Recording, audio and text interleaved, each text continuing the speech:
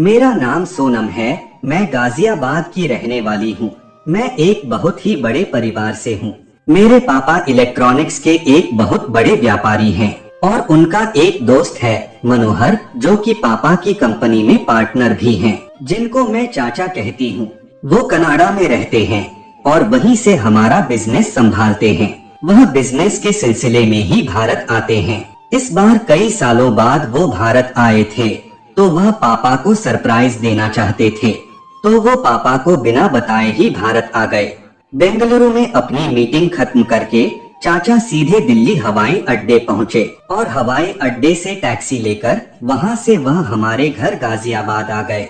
मेरे मम्मी और पापा दोनों ही मेरे सगे चाचा की बेटी की शादी में नोएडा गए हुए थे। डोरबेल बजती है, छोटा भाई जाकर दरवाजा खोलता है, चाचा को नमस्ते करके अंदर ले आता है।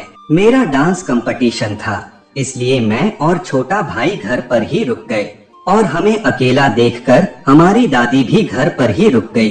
दादी से मिलने के बाद चाचा ने जब पूछा कि दामोदर कहाँ है, तो दादी ने बताया कि दामोदर और बहू दोनों शादी में नोएडा गए हैं।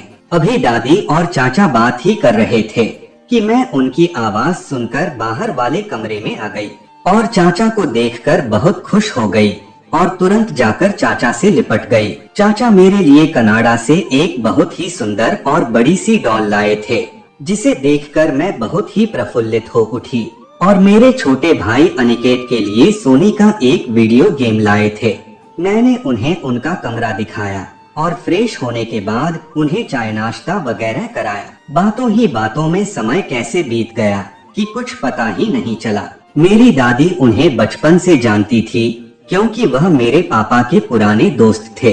अभी किचन में खाना बन ही रहा था कि उन्होंने व्हिस्की की फरमाइश कर दी। हालांकि मुझे भी पता था कि उन्हें व्हिस्की बहुत पसंद है और मेरे घर पर पापा की व्हिस्की अधिकतर रहती ही थी, तो मैंने उन्हें व्हिस्की सर्व कर दी। चाचा व्हिस्की पीने बैठे तो मेरे सर पर हाथ रखकर बोले कि तू कितनी बड़ी हो गई है सोनम। इतना सुनकर दादी मुस्कुराते हुए बोली, आप लोग बातें करिए, मैं फ्रेश होकर आती हूँ। तभी चाचा ने पैक पीते हुए कहा, अरे सोनम, तू तो बड़ी हो ही गई है और ऊपर से नीचे तक तेरी हर चीज भी। चाचा के मुंह से ऐसी बातें सुनकर मैं एकदम से चौंक गई और धीरे धीरे मुझे कुछ होने सा लगा था, क्योंकि वो 20 से 21 की उम्र कुछ होती ही ऐसी है। मैं एकदम शर्मा गई और आपके लिए सलाद लेकर आती हूँ कहकर किचन में चली गई। मेरी सांसें तेज हो गई थीं, दिल जोर जोर से धड़कने लगा था और किचन से निकलते वक्त बाहर लगे शीशे में खुद को देखकर मैं शर्माने लगी। तभी कमरे से चाचा की आवाज आई, अरे सोनम, सलाद नहीं मिला क्या? मैं दौड़कर कमरे में गई और सलाद की प्लेट उनके सामने रख दी। प्लेट मेज पर रखते समय चाचा की नजरें मेरे तरफ ही थीं। मैं उनसे नजरें चुराते हुए प्लेट रखकर तुरंत सामने सोफे पर बैठ गई। तभी दादी बोली कि मैं मालती को खाना लगाने को बोल रही हूँ, जिसे खाना हो आ जाए। भाई, मैं तो खाकर सोने जा रही हूँ, तुम लोग पहले खा लो, फिर बातें करना। इतना सुनते ही मैंने दादी से कहा कि दादी, मैं अभी रुककर खाऊंगी। तो मेरे पीछे पीछे चाचा ने भी बाद में खाने की हामी भर दी। चाचा शराब पीते पीते मेरी ओर ही देख रहे थे और न चाहते हुए भी मेरी नजर उनकी चोर नजरों से जाकर टकरा जा रही थी। कुछ पेग लगाने के बाद चाचा ने मुझे व्हिस्की ऑफर कर दी और बोले, अरे सोनम, शराब पीने का मजा अकेले नहीं आता है, तुम मेरा साथ नहीं दोगी क्या जी? तो मैंने आश्चर्य भरी आवाज में बोला, अरे नहीं चाचा, मैं ये सब नहीं पीती हूँ। तो इस पर वो अपनी मादक आवाज में बोले, तो क्या पीती हो जी? तभी दादी ने आवाज लगाई कि सोनम बेटा, मैंने खाना खा लिया है, सोने जा रही हूँ, तुम लोग भी खा लेना। मैंने दादी को ओके बोला तो वो सोने चली गई। चाचा एक ग्लास में फ्रेश पेग बनाकर मेरी ओर बढ़ाने लगे और अपनी जगह से उठकर मेरे बगल में आकर बैठ गए और बोले, लो न सोनम, एक पेग में क्या हो जाएगा, कम ऑन, अब तुम जवान हो चुकी हो, अपने प्यारे चाचा की इतनी सी बात नहीं मानोगी क्या? उन्होंने मेरी दाढ़ी पकड़ते हुए कहा। उनका हाथ अपने जिस्म पर लगते ही मैं एकदम से सिहर उठी और लाख मना करने के बावजूद भी मैंने पेग हाथ में लेकर मुंह से पीने लगी। और एक बार में ही सारा खत्म कर दिया। उन्होंने सलाद की प्लेट मेरी ओर बढ़ाते हुए कहा, कैसा लगा सोनम? बेवजह ही तुम डर रही थी, बताओ कुछ हुआ क्या? नहीं ना। मैंने सर झुकाकर उनकी बातों में धीरे से अपनी सहमति जताई। तो इस बार उन्होंने फिर से 2 पेग बना लिए और अब की वो मेरे कंधे पर अपना हाथ रखकर अपने हाथों से मुझे पेग पिलाने लगे। मैंने स्लीवलेस टॉप पहन रखा था तो उनके शरीर का स्पर्श मैं साफ महसूस कर रही थी और जब वो मेरे ओठों तक पेग लेकर आ रहे थे तो उनकी गर्म सांसों से मैं और उत्तेजित होती जा रही थी। कई बार मना करने के बाद भी उन्होंने जबरदस्ती मेरे मुंह में पेग डाल दिया। इस बार का पेग काफी कड़वा था। साफ पता चल रहा था कि इस बार चाचा ने हार्ड पेग बना दिया है। मैंने जल्दी जल्दी तुरंत ही मसालेदार सब्जी मुंह में डाल लिए। अब मुझे धीरे धीरे नशा होने लगा था। मैं हंस हंस के चाचा से बात करने लगी थी और मुझे नशे में देखकर उन्होंने अपना पेग भी मुझे पिला दिया। जब मैं पूरी तरह से नशे में हो गई तो वो मेरे घने रेशमी बालों को खोलकर उन्हें सहलाने लगे और दूसरे हाथ से मेरी बदन छूने लगे। मैं और भी ज्यादा उत्तेजित होने लगी। मैं नशे में तो थी पर मुझे उनकी हरकत साफ पता चल रही थी और इससे पहले की बात कुछ ज्यादा बिगड़ती, मैं झटके से उठी और कही, चलिए अब खाना खाते हैं। कहकर डाइनिंग टेबल पर जाकर बैठ गई तो वो भी मेरे पीछे पीछे आके चेयर पर बैठ गए। मैंने जल्दी जल्दी थोड़ा सा खाना खाया और चाचा के उठने से पहले ही अपने कमरे में जाकर लाइट बंद करके लेट गई। मैं काफी देर से सोने की कोशिश कर रही थी पर मुझे नींद नहीं आ रही थी। मुझे बार बार चाचा की हरकतें याद आ रही थी। तभी मेरे कमरे का दरवाजा खुलता है और लाइट जल जाती है। चाचा मेरे बिस्तर के पास आकर मेरी चादर खींचते हुए कहते हैं कि उठ जाओ सोनम, मैं जानता हूँ तुम्हें नींद नहीं आ रही है। उनकी आवाज सुनकर मैं सोने का नाटक करने लगी। डर के मारे अंदर ही अंदर मेरी सांसें तेज हो गई। मुझे चाचा की हरकतों में हवस साफ दिख रही थी। छोटा भाई दूसरे कमरे में सो रहा था और दादी भी गहरी नींद में थी। मैं भी नशे में थी। मुझे डर लग रहा था कि अगर मैं दादी को अपनी मदद के लिए बुलाती हूँ और अगर वो मुझे नशे में देख लेंगी तो मेरी तो खैर नहीं, और अगर ये नशे वाली बात मेरे पापा को पता चली तो वो तो मुझे मार ही डालेंगे। मैं एक अजीब सी दुविधा में थी। इतना ज्यादा डर में होने की वजह से मेरा नशा लगभग खत्म हो गया था। मैंने अपनी चादर को जोर से पकड़ रखा था और डर से अपनी आंखें मूंद रखी थी। मैंने अपने होठों को अपने दांतों से इतनी तेज दबा रखा था कि मेरे होंठ कट गए थे। तभी चाचा ने उठो सोनम उठो कहते हुए मेरी चादर जोर से खींच के मुझसे अलग कर दी। चादर हटने के बाद मैंने तकिए में अपना चेहरा छुपाकर अपने पैरों को जोर से सिकोड़ लिया। अब मुझे बिना चादर के देखकर चाचा और भी ज्यादा उत्तेजित हो गए और उन्होंने मेरे कमरे का दरवाजा बंद करके कुंडी लगा दी। वो धीरे से, हाय सोनम कितनी खूबसूरत हो तुम, कहते हुए मेरे बगल में सटकर लेट गए और अपने मजबूत बाजुओं में मुझे भरकर पीछे से मेरी पीठ चूमने लगे। मैं रोने लगी थी।